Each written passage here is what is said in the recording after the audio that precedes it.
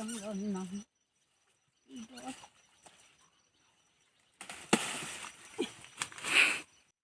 Hello నమస్తే friends, మరో కొత్త వీడియోకి స్వాగతం. ఫ్రెండ్స్, ఇవాల్టి వీడియోలో నేను మీకు ఈ గుమ్మడికాయతోని మా పూర్వీకులు వండుకొని తిన్న ఒక సాంప్రదాయ వంటకాన్ని అయితే చేసి చూపించబోతున్నాను.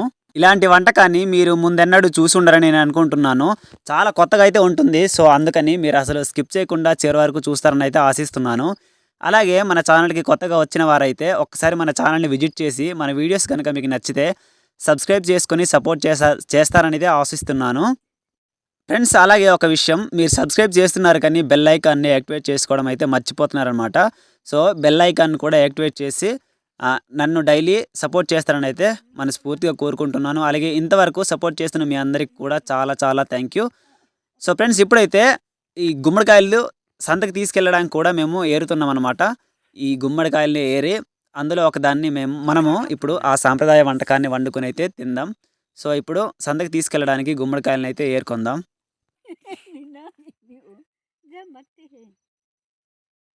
ఫ్రెండ్స్, ఈ కాయని చూడండి, చాలా ముద్దుగా బుజ్జిగా ఉంది కదా, చిన్న కాయ. ఫ్రెండ్స్, గుమ్మడికాయలు అయితే చాలా ఎక్కువ కాసాయి. రేపు సంతకి తీసుకెళ్ళడానికి అయితే మేము ఏరుతున్నాము.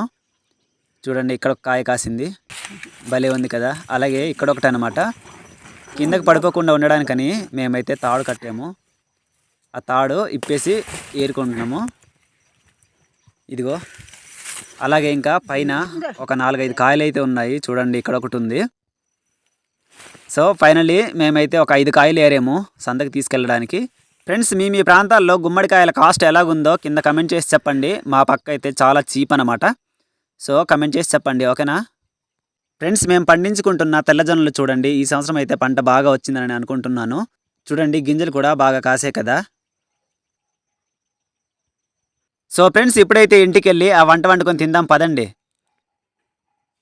ఫ్రెండ్స్, ఈ వంట వండుకోవడానికి కావలసిన ముఖ్యమైన పదార్థాలు 3 అనమాట. అవి బొబ్బర్లు, అలాగే రైస్, తర్వాత గుమ్మడికాయ. చూడండి, గుమ్మడికాయ కోసుకోకముందు, అదే కట్ చేయకముందు బొబ్బర్లను అయితే ఇలాగా ఉడకబెట్టాలి.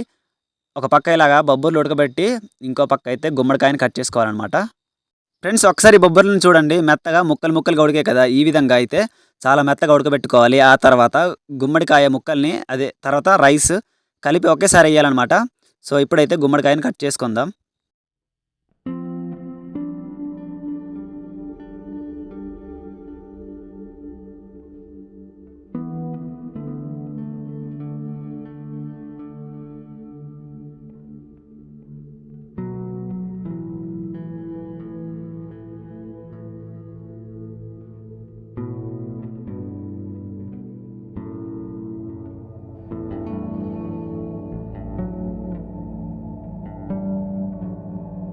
సో ఫ్రెండ్స్, ఇప్పుడు గుమ్మడికాయ తొక్క తీసి ముక్కలుగా కోసుకొని ఆ ఎసర్లో అయితే వేసుకోవాల్సి ఉంటుంది.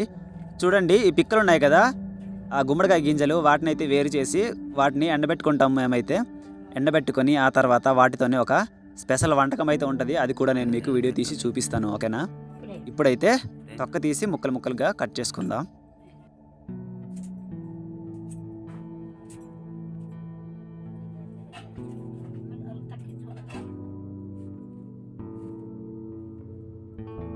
ఫ్రెండ్స్, మా పల్లెటూర్లలోన మా పెరట్లో పండిన కూరగాయలు, అలాగే కొన్ని కాయల్ని మేమే తినకుండా పక్కింట్లో వాళ్ళతోని పంచుకుంటూ తింటూ ఉంటాము. చూడండి, మేమైతే మా పిన్నికి ఇస్తున్నాం అనమాట.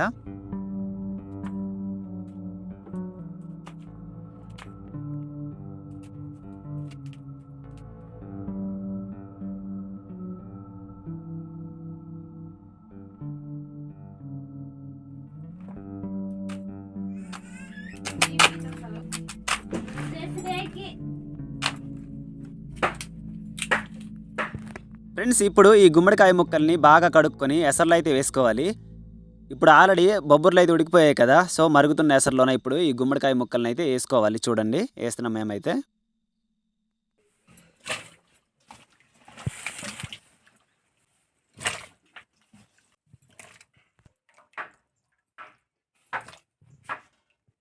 గుమ్మడికాయ ముక్కల్ని అయితే వేస్తాం కదా. సో ఇప్పుడు రైస్ని అయితే వేసుకోవాలి, వీటితో పాటు కలిపి వేసుకోవాలన్నమాట. సో ఫ్రెండ్స్, ఇదిగో రైస్ అయితే అమ్మ తీసుకొచ్చింది. ఫ్రెండ్స్, ఈ వంటకం కోసం మేమైతే ప్రత్యేకంగా ఇంట్లో పండించుకున్న రైస్ని అయితే ఉపయోగిస్తూ ఉంటాము. ఎందుకంటే ఇంట్లో పండించిన రైసు చాలా టేస్టీగా ఉంటుంది. అందుకని ఇంట్లో పండించుకున్న రైస్ని ఆడించి మేమైతే ఈ వంటని వండుకుంటాం అనమాట. ఈ విధంగా గుమ్మడికాయ ముక్కలు అలాగే రైస్ని ఒకేసారి కలిపి వేసుకోవాలి.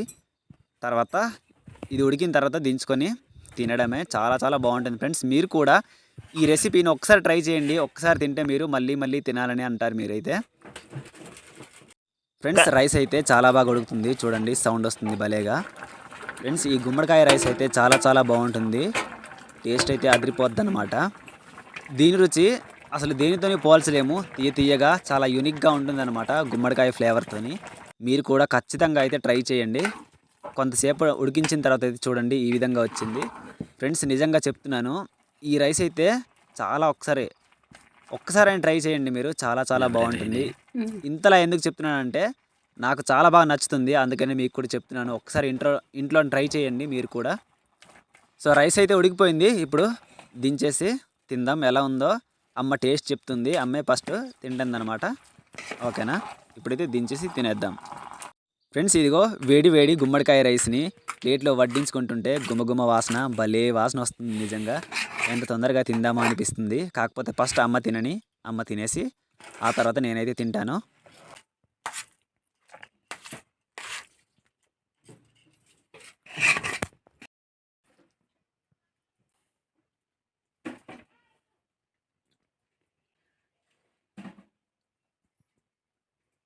సో ఇది ఫ్రెండ్స్ వీడియో. ఐ హోప్ మీకు నచ్చిందని అనుకుంటున్నాను. మీకు నచ్చితే మాత్రం please like, share, comment and subscribe చేసుకుని నన్ను సపోర్ట్ చేయండి. అలాగే సబ్స్క్రైబ్ చేసుకున్న తర్వాత బెల్ ఐకాన్ అయితే యాక్టివేట్ చేసుకోవడం మర్చిపోకండి. ఎందుకంటే నేను అప్లోడ్ చేసిన వెంటనే మీకు నోటిఫికేషన్ రావాలంటే ఖచ్చితంగా ఈ బెల్ సింబల్ని అయితే యాక్టివేట్ చేసుకోవాలన్నమాట. సో మరో కొత్త వీడియోతో కలుద్దాం. అంతవరకు కూడా సెలవు, టాటా.